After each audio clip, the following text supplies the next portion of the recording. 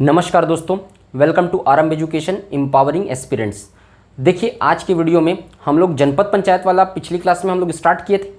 तो जनपद पंचायत का मैं थोड़ा सा इंट्रोडक्शन पार्ट जो वो कौन कौन से किन किन किन सदस्यों से मिलके जनपद पंचायत बनता है, उसमें वार्ड कितने होते हैं, वो सब वाला पिछले क्लास में अपन कवर किए थे। तो जहाँ पे ख़त्म किए थे वहीं से हम लोग स्टार्ट करेंगे, ठीक है। तो ग्राम पंचायत हम लोगों ने कवर कर लिया, ग्राम सभा भी कवर कर लिया, जनपद पंचायत वाला पार्ट जो है वो आज के वीडियो में हम लोग का कवर हो जाएगा, ठीक। तो अगर आप लोग को वीडियो अच्छा लगे तो वीडियो को लाइक करिए, चैनल को सब्सक्राइब करिए और ज़्यादा से ज़्यादा शेयर करिए, ठीक है। इसके अलावा मैं एक चीज़ आप लोग को बोलना चाह रहा हूँ कि जो भी कमेंट सेक्शन में कमेंट कर रहे हो आप लोग, उसको डिटेल में लिखा करिए, ठीक है। जो भी कमेंट है आप लोग का अच्छे से प्रॉपर, अगर आप लोग को ज़्यादा अच्छा होगा या आप लोग हिंदी में लिखें उसको, क्योंकि इंग्लिश में जो कमेंट आ रहा है, ठीक है ना, उसमें इंग्लिश में स्पेलिंग में मिस्टेक रहता है, स्पेलिंग में मिस्टेक रहता है, कमेंट समझ में आता नहीं है कि लिखा क्या है। और जो आप लोग का डाउट है वो क्लियर कट, जितना भी डाउट है कोशिश किया करिए जितना डिटेल में आप लिख सकते हैं, ताकि मैं आसानी से उसको समझ सकूं और आप लोग का रिप्लाई दे सकूं, ठीक है। तो पहली चीज़, पॉसिबल हो तो गूगल कीबोर्ड डाउनलोड कर लेना, उसमें हिंदी में आप लिखो पूरा क्लियर, फटाक से मैं समझ के उसको आंसर दे पाऊँ। समझ में ही नहीं आता है कि डाउट क्या रहता है, स्पेलिंग मिस्टेक रहता है, जो लिखे रहते हैं वही समझ में नहीं आता है, तो उसमें थोड़ा सा प्रॉब्लम होता है। दूसरी चीज़, आपको कमेंट करने के बाद थोड़ा वेट करना है, पेशेंस रखिएगा। आप दिन भर शेड्यूल बहुत बिजी रहता है, आजीविका का क्लास है, उसके बाद पंचायती राज का क्लास है, कंटेंट बनाना है, कंटेंट बनाने के बाद उसको बोर्ड पे लिख के बाकी सब जो काम है, एडिटिंग का काम है, अपलोडिंग का काम है, बहुत सारा काम रहता है।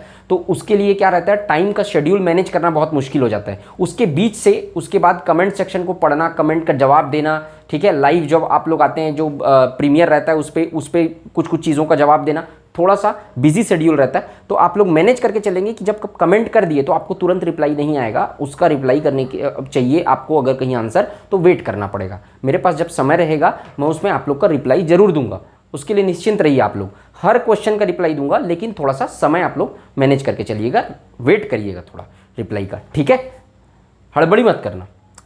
तो आज का वीडियो हम लोग स्टार्ट करते हैं। और पंचायती राज की क्लास में, आजीविका में हमसे जितने लोग पढ़ रहे हैं, पंचायती राज की क्लास उतने लोग नहीं पढ़ रहे हैं, ठीक है। तो हो सकता है कुछ लोगों को कि पंचायती राज पहले से पढ़ ली हो, इतने इंटरेस्टेड नहीं है करके, लेकिन आप लोग कोशिश करिए कि जितने लोग इस क्लास में हैं वो लोग उसको अपने फ्रेंड्स तक शेयर करिए, क्योंकि अभी पंचायती राज की रेगुलर क्लास यूट्यूब पे कहीं नहीं चल रही है। मैं उसको अपडेटेड फॉर्म में आपको डिटेल में बता रहा हूँ, तो आप लोग की भी ये रिस्पॉन्सिबिलिटी है कि आप लोग वो जिम्मेदारी उठाएं कि उसको अपने फ्रेंड्स तक शेयर करें, ताकि ज़्यादा से ज़्यादा लोग हमसे जुड़ सकें और ये जो नॉलेज मिल रहा है आप लोग को, उसका लाभ ज़्यादा से ज़्यादा लोग को मिल सके, ठीक है। तो ये आप लोग की जिम्मेदारी है, आप लोग उसको शेयर करिए अपने फ्रेंड्स में, बताइए उनको, और लाइक करिए, कमेंट करिए और चैनल को सब्सक्राइब करिए, ठीक है। तो आज का वीडियो हम लोग स्टार्ट करते हैं। जनपद पंचायत वाला थोड़ा सा पोर्शन हम लोग कल किए थे, उसी के आगे हम लोग आज पढ़ने वाले हैं। देखो, सरपंच के बारे में कल, देखो उसमें जनपद पंचायत में मैं आपको बताया था कि जो 3-4 अधिकारियों के बारे में बताया था ना कल वाले वीडियो में, जैसे कि कौन जनपद पंचायत किन से मिलकर बनता है, तो निर्वाचित जनपद सदस्य, उसके बाद विधायक ग्रामीण जो पदेन सदस्य रहते हैं, और जनपद पंचायत के भीतर आने वाले। इसको एक बार और समझा रहा हूं क्योंकि शायद एक डाउट भी आया था, मेरे ख्याल से, मेरे को ध्यान आ रहा है। तो जनपद पंचायत जो रहता है, जनपद पंचायत, उसके भीतर क्या आते हैं, कई सारे ग्राम पंचायत आते हैं। तो मान लो जाए 5 ठो ग्राम पंचायत आ रहे हैं, ठीक है। तो ये ग्राम पंचायत है, ये ग्राम पंचायत है, ये ग्राम पंचायत है, ये ग्राम पंचायत है और ये ग्राम पंचायत है। तो इसके एक एक ग्राम पंचायत में एक एक सरपंच रहेंगे। तो इस ग्राम पंचायत के 1/5 सरपंच, मतलब एक एक सरपंच, ये एक सरपंच एक बार जनपद पंचायत का पदेन सदस्य बनेगा, फिर उसके बाद ये एक जनपद पंचायत का पदेन सदस्य बनेगा, फिर ये चला जाएगा, फिर ये चला जाएगा अगले साल। तो 5 साल का कार्यकाल रहता है, तो एक एक करके जाते हैं, चक्री क्रम बोलते हैं इसी को। क्या बोलते हैं? चक्री क्रम। चक्री क्रम में ग्राम पंचायत के, जनपद पंचायत के भीतर आने वाले ग्राम पंचायतों के 1/5 पंच, सरपंच, ठीक है। तो आप लोग पूरा, अगर डिटेल में आप लोग को लिखना है तो मैं बता देता हूं। जनपद पंचायत के भीतर आने वाले समस्त ग्राम पंचायतों के 1/5 पंच, है ना, 1/5 सरपंच, 1/5 सरपंच चक्री क्रम में जनपद पंचायत के पदेन सदस्य बनते हैं, ठीक है। चक्री क्रम में मतलब एक बार ये चला जाएगा, एक बार ये चला जाएगा। तो इसका निर्णय कि पहले कौन जाएगा, उसका निर्णय क्या होता है, लॉटरी निकाल कर लिया जाता है, लॉटरी निकाल कर, कि पहला कौन बनेगा सरपंच, पहले कौन सरपंच जनपद पंचायत का सदस्य बनेगा, ठीक है। और एक बार जो सरपंच केवल एक बार ही जनपद पंचायत का सदस्य बनेगा। मान लो जाए इस वाले ग्राम पंचायत का सरपंच जो है वो जनपद पंचायत का पदेन सदस्य एक बार बन गया 1 साल के लिए। कार्यकाल कितना रहता है इन लोग का, 1 साल का रहता है, 1 साल बाद वो चेंज हो जाएगा। तो ये वाला सरपंच दोबारा जनपद पंचायत का सदस्य नहीं बनेगा, ठीक है। एक सरपंच केवल एक बार ही बन सकता है, वही यहाँ पे लिखा है सरपंच केवल एक बार ही जनपद पंचायत का सदस्य बनेगा, ठीक है। तो यहां तक मैं आप लोग को कल कवर करवा दिया था, इसके आगे जो है वो आज हम लोग कवर करेंगे, ठीक। तो अच्छे से पढ़ते हुए चलना। ये वही एक पॉइंट को छूट गया था तो इसी को बताया हूं। वार्डों में आरक्षण, जनपद पंचायत के वार्डों में आरक्षण सेम जो ग्राम पंचायत का है सेम वैसी रहेगा। जितने प्रतिशत जनसंख्या एसटी की उतना प्रतिशत आरक्षण एसटी को, जितने प्रतिशत जनसंख्या एससी की उतने प्रतिशत आरक्षण एससी को। और अगर एसटी और एससी इन दोनों को मिलाकर अगर कहीं 50% या दोनों की जनसंख्या जो है एसटी और एससी को मिलाकर जनसंख्या अगर 50% या 50% से कम होती है तब क्या होगा, 25% आरक्षण किसको मिलेगा, ओबीसी को मिलेगा। क्लियर? ये मैं आप लोग को पहले भी बता चुका हूं ग्राम पंचायत वाले में। तो इसमें क्या होगा, अब यहां पर वार्डों को जनपद पंचायत की जनसंख्या को कंसीडर किया जाएगा वार्डों में आरक्षण के लिए। एसटी जितने प्रतिशत उस जनपद में जनसंख्या एसटी की है उतना एसटी का आरक्षण, जितना एससी की उतना एससी को आरक्षण, और दोनों का आरक्षण अगर 50% या 50% से कम है तो 25% ओबीसी को आरक्षण। अगर दोनों को मिलाकर 50% हो जाता है ना, अगर कहीं दोनों को मिलाकर 50% से अधिक आरक्षण हो जाता है, मतलब एसटी और एससी को मिलाकर 50% से अधिक आरक्षण हो जाता है, ठीक है, ये अधिक आरक्षण अगर हो जाता है तो फिर ओबीसी को जो 25% आरक्षण मिल रहा है वो आरक्षण नहीं मिलेगा, ठीक है ना, समझ गए। अगर 50% या 50% से कम है तब ओबीसी को 25% आरक्षण मिलेगा, लेकिन अगर एसटी और एससी जनसंख्या को मिलाकर 50% से अधिक हो जाता है तो ओबीसी आरक्षण रद्द कर दिया जाएगा, ओबीसी को आरक्षण नहीं मिलेगा। अब इस कुल सीट का महिला आरक्षण कितना रहता है, महिला आरक्षण, महिलाओं के लिए कितना आरक्षण रहेगा, महिला आरक्षण कुल सीट का 50%, ठीक है। इसमें जो भी कुल सीट है, कुल वार्ड है, जितने भी वार्ड है, जितने भी सीट है उसका 50% और रिजर्व मतलब जो आरक्षित सीट का भी 50%, कुल का 50% भी और जो आरक्षित सीट है उसका भी 50% जो है वो महिलाओं के लिए आरक्षित रहेगा।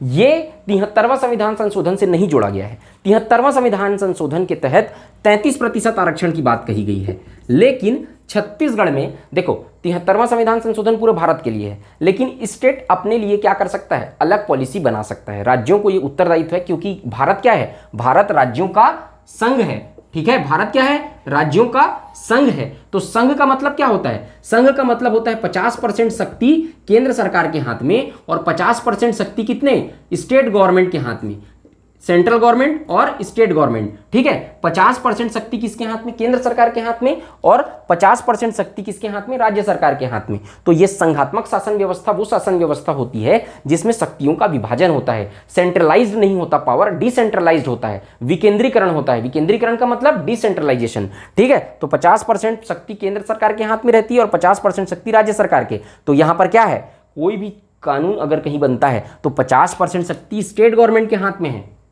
तभी स्टेट गवर्नमेंट क्या कर सकता है, कोई भी आयोग को बैन कर सकता है। जैसे कि सीबीआई बैन है, अभी सीबीआई इन्वेस्टिगेशन छत्तीसगढ़ में बैन है। जैसे कि आप लोगों ने देखा होगा पश्चिम बंगाल में एक बार अमित शाह का हेलीकॉप्टर नहीं उतरने दी थी ममता बनर्जी। तो क्यों, क्योंकि स्टेट के पास पावर है 50% की, वो किसी को भी आने से रोक सकता है अपने स्टेट में, किसी को जाने से रोक सकता है अपने स्टेट से। इस तरीके का पावर स्टेट को दिया गया है। तो ये इसी के कारण क्या है, स्टेट क्या कर सकती है, अपनी पॉलिसी खुद बनाती है। तो छत्तीसगढ़ सरकार ने इसको क्या कर दिया, महिला आरक्षण को 50% कर दिया, ठीक है। तो छत्तीसगढ़ में 50% है और कोई कोई राज्य में 50% है, बाकी सब राज्य में 50% नहीं है, कोई में 33% भी है। तो भारतीय 73वां संविधान संशोधन के आधार पे अगर आरक्षण आपको पूछेगा, 73वां संविधान संशोधन के अनुसार महिला आरक्षण तो 33%, लेकिन छत्तीसगढ़ में 50% आरक्षण दिया जाता है, ठीक।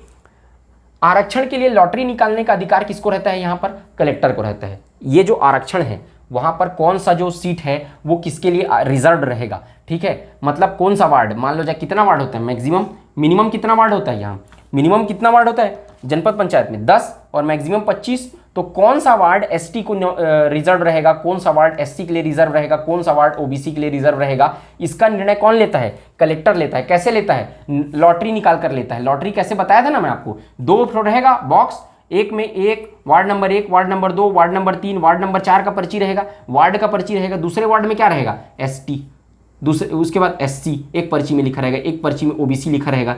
एक पर्ची यहां से निकलेगा, वार्ड क्रमांक 1 निकला, एक पर्ची यहां से निकलेगा, एसटी निकला, तो वार्ड क्रमांक 1 किसके लिए आरक्षित हो जाएगा? एसटी के लिए आरक्षित हो जाएगा। ठीक है, तो इस तरीके से क्या होता है? आरक्षण होता है। तो अब देखो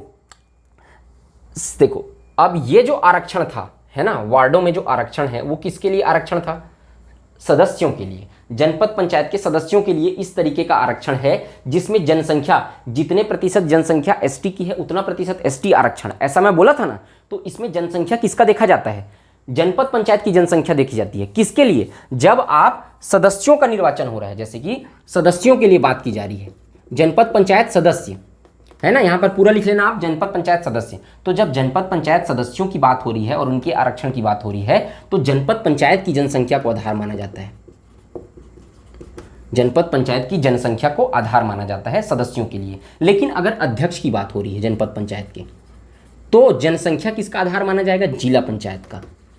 ये मैं जब आपको ग्राम पंचायत बताया था तब भी आपको समझाया था इस बात को कि जनपद पंचायत के सदस्यों का आरक्षण के लिए जनपद पंचायत की जनसंख्या को आधार माना जाएगा। जितने प्रतिशत जनसंख्या जनपद पंचायत में एसटी की होगी उतना प्रतिशत आरक्षण एसटी को मिलेगा, जितने प्रतिशत एससी की होगी उतना प्रतिशत एससी को मिलेगा।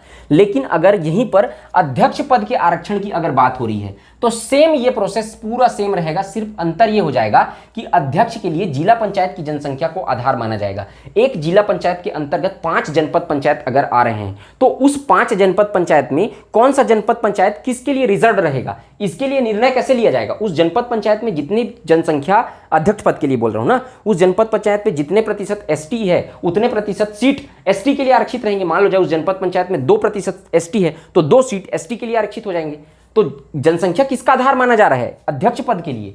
तभी भी देखेंगे ना, जब जिला पंचायत की जनसंख्या को आधार माना जाएगा तब तो अध्यक्ष का पद का डिसाइड होगा कि कौन सा कितना प्रतिशत इन लोगों का आरक्षण देना है। और वहीं अगर सदस्य की बात करें तो वार्ड में निर्णय लेना है तो वहां पर जनपद पंचायत की जनसंख्या को आधार माना जाएगा। समझ में आया?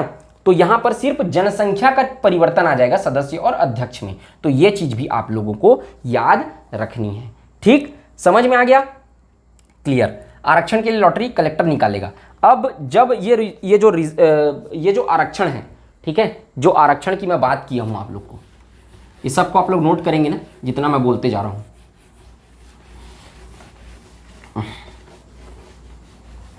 देखो, आरक्षण की जिस आरक्षण की मैं बात किया, ठीक, वो आरक्षण जो है एक बार लॉटरी निकालने पर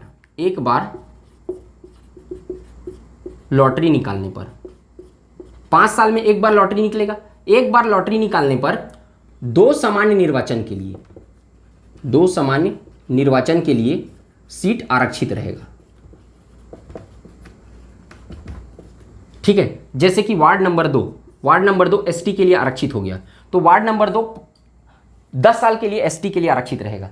लेकिन महिला आरक्षण, ये पहले जब ग्राम पंचायत पढ़ाया ना तब भी बताया था, लेकिन महिला आरक्षण एक सामान्य निर्वाचन के बाद बदल दिए जाएंगे।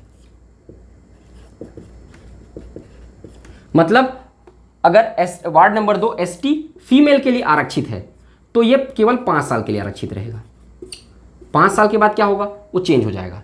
लेकिन अगर एक बार लॉटरी निकल गया है ना, तो नॉर्मल अगर सामान्य है तो जो रिजर्वेशन रहेगा, अगर मेल के लिए आरक्षित है तो यहाँ पर क्या होगा? मेल के लिए अगर आरक्षित है तो पूरा 10 साल तक आरक्षित रहेगा। लेकिन फीमेल के लिए क्या होगा? केवल 5 साल के बाद, है ना। तो आप लोग पूरा अगर लिखेंगे इसको तो पूरा लिख लीजिए। एक बार लॉटरी निकालने पर 2 सामान्य निर्वाचन के लिए वार्ड आरक्षित रहेंगे, अर्थात 10 साल के लिए, परंतु महिलाओं के आरक्षण एक सामान्य निर्वाचन अवधि के बाद बदल दिए जाएंगे। एक सामान्य निर्वाचन अवधि मतलब 5 साल, उसके बाद क्या कर दिए जाएंगे? महिलाओं का जो आरक्षण है वो क्या कर दिया जाएगा? बदल दिया जाएगा।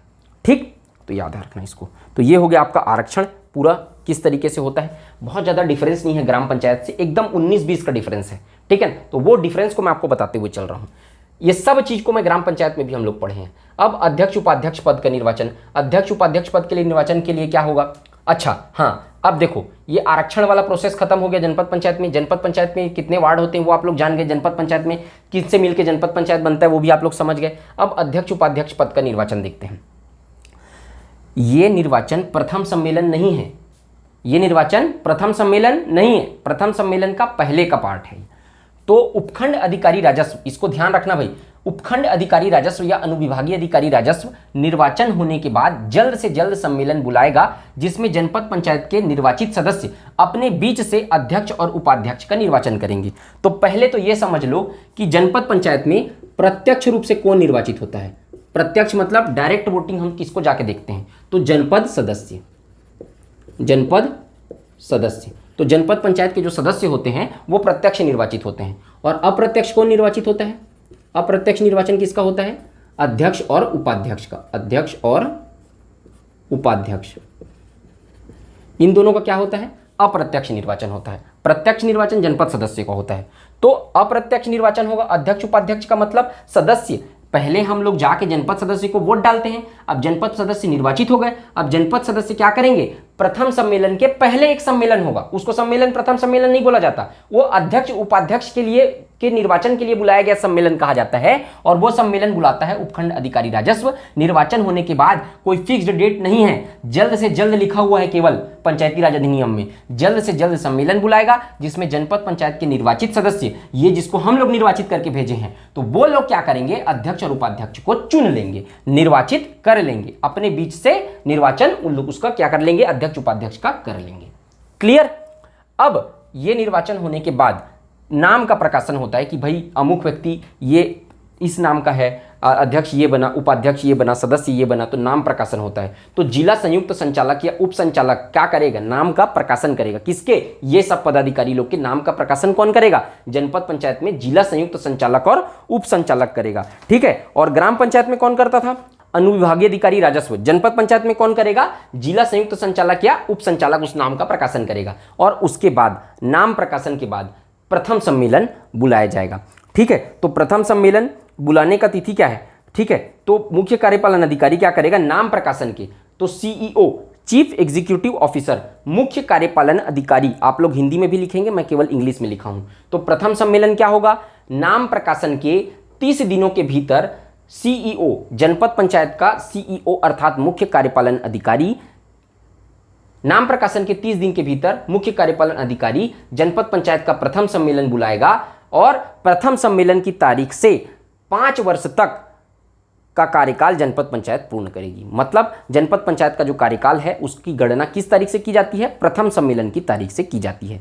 1 जून 2020 को अगर कहीं जनपद पंचायत का प्रथम सम्मेलन हुआ है तो 1 जून 2025 को ही जनपद पंचायत का क्या होगा, पूरा कार्यकाल समाप्त होगा, 5 साल का, 1 जून 2020 से 1 जून 2025 तक। अब देखो एक चीज़ बताता हूँ आपको, एक सवाल आया था, जैसे कि 1 जून 2020 से जनपद पंचायत का क्या हुआ, प्रथम सम्मेलन हुआ। ये डेट सेम नहीं था, उस सवाल में डेट दूसरा था। मैं आपको एक कैलकुलेशन बता रहा हूँ, उसके हिसाब से आप लोग को कोई भी क्वेश्चन लगा लोगे आप लोग। 1 जून 2020 को जनपद पंचायत का प्रथम सम्मेलन हुआ, उसके बाद 1 जुलाई, सपोज एग्जाम्पल के लिए 2022 को जनपद पंचायत का विघटन हो गया। ठीक है। उसके बाद पुनर्निर्वाचन होगा 6 माह के अंदर, क्या होगा, उपचुनाव होगा। फिर जो नई तो इस 6 महीने के दौरान क्या होगा, प्रशासनिक समिति जो है चलाएगी, वो ग्राम पंचायत में बताया था, वैसे जनपद पंचायत में भी होता है। तो अब उसके बाद जो नई पंचायत का गठित होगी तो वो कितने समय तक वैलिड रहेगी। अब उसमें 4 ऑप्शन दिया था, 1 जून 2025, 1 जुलाई 2025, 1 जुलाई 2026, या फिर तो इस तारीख से 5 साल तक रहेगी कि विघटन होने के बाद जो उपचुनाव हुआ तो फिर नई ग्राम पंचायत का गठन कब हुआ, मान लो जाए 6 माह के भीतर, तो यहाँ पर लिख लो आप 1 अगस्त 2022 को नई पंचायत गठन हुआ, नई पंचायत, नया कार्यकाल चालू हुआ। तब अब ये जो है जो पंचायत का कार्यकाल वो कब तक रहेगा ये पूछा था। तो देखो अब ये भले विघटन 1 जुलाई 2022 को हो चुका है, फिर 6 माह का उपचुनाव अंदर करवाना है, 1 अगस्त 2022 को नई पंचायत का गठन हुआ। तो ये जो नई पंचायत गठित होगी वो बचे हुए कार्यकाल के लिए होती है, बचे हुए कार्यकाल के लिए गठित होती है, बचे हुए कार्यकाल के लिए गठित होती है। मतलब इसके बाद भी ये सब पेचीदा काम होने के बाद भी प्रथम सम्मेलन से ही 5 साल तक का कार्यकाल गिना जाएगा। मतलब ये जो उपचुनाव में जो गठित पंचायत है, नई पंचायत का गठन हुआ है, वो भी उतनी ही अवधि पूरी करेगी, बची हुई अवधि, बचे हुए कार्यकाल को पूरा करेगी। मतलब 1 जून 2020 को प्रथम सम्मेलन हुआ था, तो 1 जून 2020 से उस पंचायत का कार्यकाल शुरू हुआ था, मतलब सीधा सीधा 1 जून 2025 इसको इसका कार्यकाल पूर्ण हुआ। समझ गए आप लोग? भले कुछ भी हो बीच में, भले ये विघटन हो गया, 6 माह के बाद फिर उपचुनाव हुआ, तो उपचुनाव के तहत गठित नई पंचायत बचे हुए कार्यकाल के लिए होती है, न कि 5 वर्ष का कार्यकाल पूरा करती है, बचे हुए कार्यकाल के लिए ही गठित होगी। तो इस तरीके का कैलकुलेशन बना के भी सवाल देता है। तो ये पूरा सवाल को मैं इसमें समझा दिया हूं आपको। तो ये 1 जून 2020 को प्रथम सम्मेलन हुआ था, तो ये 1 जून 2025 को ही ये क्या होगा, मतलब इसका एक दिन पहले खत्म हो जाएगा। ये 1 जून 2025 तक 5 साल का कार्यकाल पूरा करेगी वो पंचायत। ठीक, ये क्लियर हो गया आपको? अब देखो, तो प्रथम यहीं पर ये बताते हैं 5 वर्ष का कार्यकाल पूरा करेगी और विघटित होने पर नई पंचायत को बचे हुए समय के लिए, अब ये देखो, ये जनपद पंचायत के लिए है, सेम यहां पर ग्राम पंचायत के लिए भी होगा और सेम जिला पंचायत के लिए भी ये कैलकुलेशन पूरा बैठेगा। ठीक, तो तीनों के लिए ये चीजें जो है वो कॉमन है, बार बार नहीं बताऊंगा, एक बार आपको बता दिया हूं। ये तीनों के लिए प्रथम जो बैठक होता है प्रथम सम्मेलन से 5 वर्ष के कार्यकाल तक ही पंचायत इस अस्तित्व में रहती है। विघटित होने पर नई पंचायत बचे हुए समय के लिए रहेगी। इस एक लाइन को पूरा मैं इसको एक्सप्लेन किया हूं, ठीक है ना। अब देखो, चुनाव 6 माह के भीतर होगा, ये तो मैं बता ही दी हूं। अगर कहीं विघटित हो गई तो विघटन के 6 माह पश्चात जो है वो चुनाव होगा, 6 माह के भीतर चुनाव होगा, ठीक है ना। तो ये 3 लाइन आपको समझ में आ गया। अब देखो जनपद पंचायत का विघटन, कि किस किस कंडीशन में जनपद पंचायत क्या होती है, विघटित होती है। राज्य सरकार और संचालक पंचायत, यदि कोई जनपद पंचायत राज्य सरकार या संचालक पंचायत के आदेशों के अनुरूप कार्य नहीं कर रही है, यदि कोई जनपद पंचायत राज्य सरकार या संचालक पंचायत के आदेशों के अनुरूप काम नहीं कर रही है, उसके आदेशों के आधार पर काम नहीं कर रही है, तो उस जनपद पंचायत का विघटन कर देगा। कौन करेगा? स्टेट गवर्नमेंट करेगी। अब जब जनपद पंचायत का विघटन हो गया तो उसके बाद 6 माह के भीतर उसका चुनाव होगा। तो 6 माह तक की कौन कार्यभार को संभालेगा? भाई जनपद पंचायत तो विघटित हो गई है, तो फिर कौन देखेगा कार्यभार को, कौन संभालेगा? तो उस बीच उस 6 माह की अवधि के लिए क्या होता है, एक प्रशासनिक समिति का गठन होता है, जिसको मैं ग्राम पंचायत में भी बताया था। तो इस प्रशासनिक समिति के पदाधिकारी वही होंगे जो विघटित ग्राम पंचायत, विघटित जनपद पंचायत के पदाधिकारी थे। जैसे कि जो जनपद पंचायत थी, जो ये लोग का बात नहीं मान रही थी, उस जनपद पंचायत का अध्यक्ष कौन था? वही आदमी था। मान लो जाए ए नाम का कोई व्यक्ति इस जनपद पंचायत का अध्यक्ष था, तो ये ए ही क्या रहेगा, जो प्रशासनिक समिति है उसका अध्यक्छ रहेगा, है ना। मैं पूरा जब ग्राम पंचायत में सेम बताया था, वो सेम छाप लेना उसको यहीं पे, वो सेम है पूरा। बी क्या था? जो बात नहीं मान रही थी, जो विघटित हो गई जो ग्राम पंचायत, वो बी उसका क्या था? उपाध्यक्ष था उस जनपद पंचायत का। तो ये बी नाम का व्यक्ति ही क्या होगा? जो प्रशासनिक समिति रहेगी उसका उपाध्यक्ष रहेगा। और जो जनपद पंचायत के सदस्य थे, उसी विघटित जनपद पंचायत के सदस्य जनपद इस प्रशासनिक समिति के सदस्य होंगे। अब देखो, पेंच यहां पे फंसता है। ग्राम पंचायत में पदेन सदस्य कोई नहीं था, लेकिन जनपद पंचायत में कौन थे? पदेन सदस्य थे। कौन? जो विधायक थे, वो ग्रामीण विधायक, ऐसे विधायक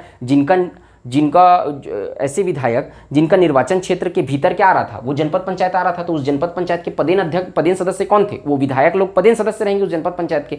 तो ऐसे विधायक, ऐसे पदेन सदस्य भी इस प्रशासनिक समिति के सदस्य होंगे। That is the difference between gram panchayat and जनपद पंचायत। क्या कि ग्राम पंचायत में ये पदेन सदस्य जो है वो सदस्य नहीं थे इस प्रशासनिक समिति के, लेकिन यहाँ पर वो प्रशासनिक समिति के विधायक जो रहेंगे वो लोग यहाँ पर सदस्य रहेंगे इस प्रशासनिक समिति के। क्लियर हो रहा है ना? एकदम एक लाइन पूरा एक पॉइंट आप लोग को समझा रहा हूं। जो नहीं लिखा हूं उसको यहाँ पे लिख के बता रहा हूं, इसीलिए जगह छोड़ा हूं यहाँ पे कि आप लोग को लिख के एक्सप्लेन कर सकूं। तो पूरा एक पॉइंट क्रिस्टल क्लियर होना चाहिए। एक वर्ड जो है बोर्ड में लिखा हुआ समझ में आएगा आप लोग को, ठीक है ना। मैं समझा रहा हूं, तो देखो ये एक हो गया समझ में। अविश्वास प्रस्ताव देखते हैं। ये क्लियर हो गया पूरा। अविश्वास प्रस्ताव देखते हैं। धारा 21 के तहत अविश्वास प्रस्ताव ग्राम पंचायत में भी लाया जाता है, धारा 21 के तहत ही जनपद पंचायत में भी लाया जा सकता है। एक स्तर का अगर आप डिटेल में अच्छे से अगर समझ गए, कंसेप्ट क्लियर हो गया, तो उसको आप लोग अपने दिमाग में मॉडिफाई कर लेंगे जनपद पंचायत और जिला पंचायत के लिए। तो अगर जो स्टूडेंट ग्राम पंचायत में विश्वास प्रस्ताव को समझा होगा, वो थोड़ा सा कैलकुलेटिव माइंड अगर उसका होगा, एनालिटिकल कैपेबिलिटी, तो वो जनपद पंचायत में उसको ट्रिक से कन्वर्ट कर लेगा उसको। तो वो आप लोग अगर वहां समझे होंगे तो यहां पर ज्यादा रॉकेट साइंस नहीं है फिर इसका, ठीक है। तो अब देखो इसमें क्या होता है, जो बताया हूं उसको लिख लेना, ठीक है ना। समझाना पड़ेगा आपको। अब देखो, अविश्वास प्रस्ताव धारा 21 के खिलाफ के तहत अविश्वास प्रस्ताव ग्राम पंचायत में भी लाया जाता है, धारा 21 के तहत ही जनपद पंचायत में भी लाया जाता है।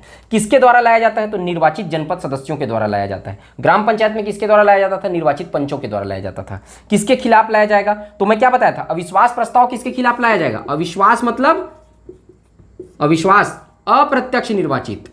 अब मैं आपको यह भी बता देता हूं, अभी प्रत्यक्ष निर्वाचन और अप्रत्यक्ष निर्वाचन बताया कि नहीं?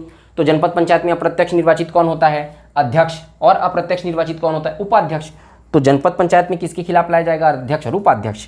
किसको आवेदन करते हैं? कलेक्टर को आवेदन करेंगे। कैसे आवेदन किया जाएगा उसका प्रोसेस आप लोग लिखो, मैं आपको बताते जाता हूं, ठीक है।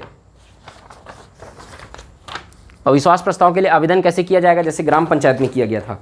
तो अविश्वास प्रस्ताव की सूचना लिखो, अविश्वास प्रस्ताव की सूचना एक निश्चित प्रारूप बनाकर कम से कम 1/3 जनपद पंचायत के सदस्यों के द्वारा दस्तखत कर विहित अधिकारी को आवेदन किया जाएगा। तो विहित अधिकारी कौन? ये पूरा लाइन को लिखना ना, मैं जो बोला हूं उसको। विहित अधिकारी कौन? कलेक्टर। कलेक्टर को क्या करेंगे? 1/3 सदस्य, जनपद पंचायत के जो निर्वाचित सदस्य हैं उसमें से 1/3 सदस्य क्या करेंगे? अगर कहीं वो लोग अविश्वास प्रस्ताव लाना चाहते हैं तो आवेदन करेंगे कलेक्टर को। अब कलेक्टर क्या करेगा? सूचना मिलने के 15 दिन के भीतर, अब जब उसको आवेदन को लेकर कलेक्टर के पास वो लोग जाएंगे तो कलेक्टर एक पावती देगा कि सूचना प्राप्त होने की। अब उसके बाद कलेक्टर क्या करेगा? उसको राज्य निर्वाचन आयोग को सूचना देगा उसकी कि ये लोग अविश्वास प्रस्ताव लाना चाहते हैं करके। 30 दिन के भीतर कलेक्टर क्या करेगा? राज्य निर्वाचन आयोग को उसकी सूचना देगा, ठीक है। तो 30 दिन के भीतर क्या करेगा? राज्य निर्वाचन आयोग को कलेक्टर उसकी सूचना देगा। अब उसके बाद क्या करेगा? जिस तारीख से उसको वो आवेदन मिला रहेगा, उस सूचना मिलने के 15 दिन के भीतर कलेक्टर क्या करेगा? एक विशेष सम्मेलन बुलाएगा, ठीक है। वो एक क्या करेगा? विशेष सम्मेलन बुलाएगा। उस विशेष सम्मेलन में 7 दिन के भीतर, है ना। अब आपको ग्राम पंचायत में इसको डिटेल में समझाया था मैं कि भाई मान लो जाए अगर विशेष सम्मेलन, अगर मान लो जाए 1 जून को अगर कहीं उसको आवेदन मिलता है ना, ये वाला आवेदन सूचना मिलती है कलेक्टर को कि अविश्वास प्रस्ताव लाना चाहते हैं, तो क्या करेंगे? 15 दिन के भीतर, मतलब मान लो जाए 15 जून को, इस 15 जून के भीतर ही वो क्या करेगा? विशेष सम्मेलन रखेगा। अब 15 जून को अगर कहीं विशेष सम्मेलन रखा है तो क्या करेगा? 8 जून को क्या करेगा वो? मतलब विशेष सम्मेलन 7 दिन के पहले सीईओ मुख्य कार्यपालन अधिकारी को उसकी सूचना देगा, ठीक है। तो 8 जून तक क्या करेगा? उसको एग्जाम्पल से अगर समझे तो 7 दिन के भीतर, मतलब 15 जून को अगर कहीं सम्मेलन है, विशेष सम्मेलन, तो 7 दिन पहले मतलब 8 जून तक क्या करेगा? उसको सीईओ मतलब मुख्य कार्यपालन अधिकारी को उसकी सूचना देगा, 8 जून तक दे देगा उसको। अब उसके बाद मुख्य कार्यपालन अधिकारी क्या करेगा? जनपद पंचायत के सदस्यों को उसकी सूचना देगा कि भाई इस तारीख को 15 जून को क्या है? विशेष सम्मेलन है। ये डेट को मैं एग्जांपल ले रहा हूँ ना, ये डेट फिक्स नहीं रहता है। तो 15 जून को क्या है? विशेष सम्मेलन है करके उसको सूचना दे देगा। तो विशेष सम्मेलन है करके सीईओ जनपद पंचायत को कलेक्टर देगा, कलेक्टर सीईओ जनपद पंचायत सदस्यों को दे देगा। उसके बाद अध्यक्षता करने वाले की सूचना कलेक्टर 3 दिन के पहले, 15 जून है तो मतलब 12 जून, तो 3 दिन के पहले अध्यक्षता करने वाले की सूचना, उस विशेष सम्मेलन की जो अध्यक्षता कर रहा है उसकी सूचना कलेक्टर 3 दिन पहले अध्यक्षता करने वाले की सूचना मुख्य कार्यपालन अधिकारी को देगा, अर्थात सीईओ को देगा, और सीईओ उसकी सूचना सदस्यों को देगा कि भाई अमुक व्यक्ति उसकी अध्यक्षता करेगा करके। ठीक, क्लियर। अब उस विशेष बैठक की अध्यक्षता कौन करेगा? जिसमें अविश्वास प्रस्ताव पारित होने वाला है, डिप्टी कलेक्टर या समकक्ष अधिकारी। अब ग्राम पंचायत में कौन था? ये अनुविभागीय अधिकारी बैठक की अध्यक्षता कौन कर रहा था? नायब तहसीलदार या समकक्ष अधिकारी। ग्राम पंचायत में था ना, उसी तरीके से जनपद पंचायत में उस विशेष सम्मेलन की अध्यक्षता डिप्टी कलेक्टर या फिर उसके इक्विवेलेंट ऑफिसर करेगा। ठीक, अब उसके बाद क्या होगा? अविश्वास प्रस्ताव कैसे पारित होगा? तो सेम प्रोसेस है, उसमें कुछ नहीं है। उपस्थित तथा मतदान करने वालों का 3/4 बहुमत, उपस्थित तथा मतदान करने वाले सदस्यों का 3/4 बहुमत जनपद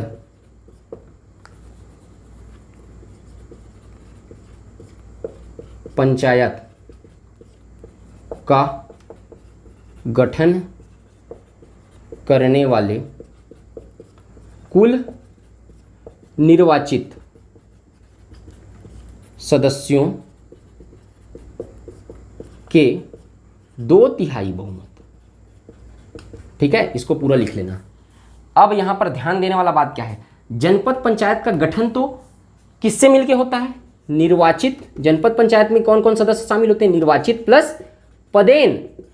ठीक है, पदेन सदस्य भी रहते हैं कि नहीं रहते हैं? विधायक जो रहता है वो पदेन क्या रहेगा, पदेन रहेगा, वो निर्वाचित नहीं होगा। विधायक तो ऑलरेडी उसका पदेन रहेगा, जो जनपद पंचायत उसके निर्वाचन क्षेत्र के अंदर आता है उसका पदेन सदस्य रहेगा। लेकिन यहां पर क्या देखा जाएगा, लेकिन वो विधायक क्या कर सकता है, यहां पर अविश्वास प्रस्ताव में वोट नहीं दे सकता है विधायक, ठीक है। तो जनपद पंचायत का गठन करने वाले कुल निर्वाचित, ये निर्वाचित किस में रहेगा, ग्राम पंचायत में भी रहेगा, लेकिन इसमें निर्वाचित में ध्यान नहीं देना पड़ता। तो ये पूछता है ना, ग्राम पंचायत में इसलिए ध्यान नहीं देते इसको क्योंकि पदेन सदस्य तो रहते नहीं ग्राम पंचायत में, जनपद पंचायत में रहते हैं, इसलिए इसको मैं हाईलाइट करके बता रहा हूं। तो ये ग्राम पंचायत में भी निर्वाचित सदस्य, इसको पूछता है कुल मनोनीत सदस्य, कुल निर्वाचित सदस्य, कुल पदेन सदस्य, ऐसा करके 4 ऑप्शन दे देगा आपको, तो यहीं पे कंफ्यूज हो जाओगे। तो इसको ध्यान रखना, स्पेशली जनपद पंचायत का गठन करने वाले कुल निर्वाचित सदस्यों के 2/3 बहुमत, ठीक है। तो उपस्थित तथा मतदान करने वालों का 3/4 बहुमत, मतलब जितने जनपद पंचायत का गठन किया गया है। अब इसको फिर से नहीं बता रहा हूं, मैं 2 बार बता चुका हूं, एक बार ग्राम पंचायत में समझाया हूं और एक बार जब आपको एमसीक्यू सीरीज करवाया था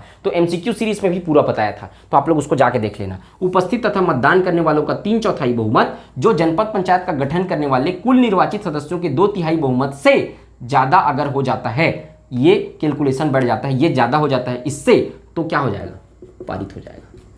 अविश्वास प्रस्ताव क्या हो जाएगा, पारित हो जाएगा, ठीक है।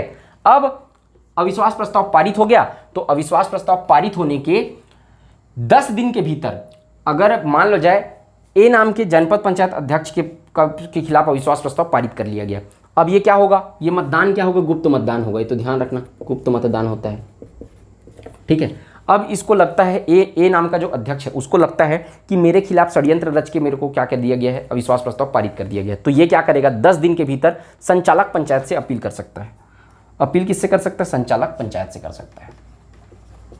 और संचालक पंचायत से अपील कर मतलब मान लो जाए 15 जून को सम्मेलन है, 15 जून को पारित हो गया, तो 15 जून से 10 दिन के भीतर मतलब 25 जून के अंदर क्या कर सकता है, संचालक पंचायत से अपील कर सकता है। संचालक पंचायत क्या करेगा, 30 दिन के भीतर मतलब 25 जुलाई, तो 30 दिन के भीतर संचालक पंचायत निर्णय देगा जो अंतिम होगा। उसके बाद फिर कोई केस कंडीशन नहीं है, फिर उसके बाद फिर वो निर्णय को मानना पड़ेगा उसको, ठीक है, समझ गए। तो ये ग्राम पंचायत के समान ही है। कब नहीं लाया जा सकता विश्वास प्रस्ताव, ये सब पूरा जनपद पंचायत के समान ही है, मतलब ये ग्राम पंचायत के समान सेम। कब नहीं लाया जा सकता, अगर कहीं पंचायत का आधा कार्यकाल पूरा नहीं हुआ है, नहीं 1 वर्ष कार्यकाल, 1 वर्ष तक, मतलब जनपद पंचायत का गठन से 1 वर्ष तक नहीं लाया जा सकता, ठीक है। पिछला वीडियो में बताया था, वह तारीख जिस तारीख से अध्यक्ष अब उपाध्यक्ष ने अपना पद ग्रहण किया है, ठीक है, उसके 1 वर्ष के भीतर नहीं लाया जा सकता, ठीक है। जैसे कि 1 जून 2020 को पद ग्रहण किया है, तो 1 जुलाई 2020 तक नहीं लाया जा सकता, उसके बाद लाया जा सकता है, ठीक है। एक बार ला दिया गया, एक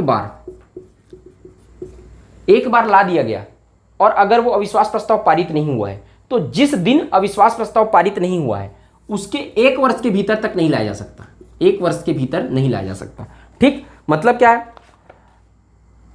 कार्यकाल है ना, उस तारीख से 1 वर्ष के भीतर जिस तारीख से पिछला अविश्वास प्रस्ताव नामंजूर हुआ है, जैसे कि 1 जून 2020 को अविश्वास प्रस्ताव नामंजूर हो गया है, तो फिर 1 जुलाई 2020 तक नहीं लाया जा सकता। जिस प्रस्ताव एक बार ला दिया गया वो नामंजूर हो गया, तो उसके 1 साल के भीतर तक नहीं लाया जा सकता। तीसरा, अंतिम 6 माह में, अंतिम 6 माह में कार्यकाल बचा है, 4 साल 6 माह का कार्यकाल पंचायत पूरा कर चुका है, लास्ट 6 माह बचा है, तो नहीं लाया जा सकता।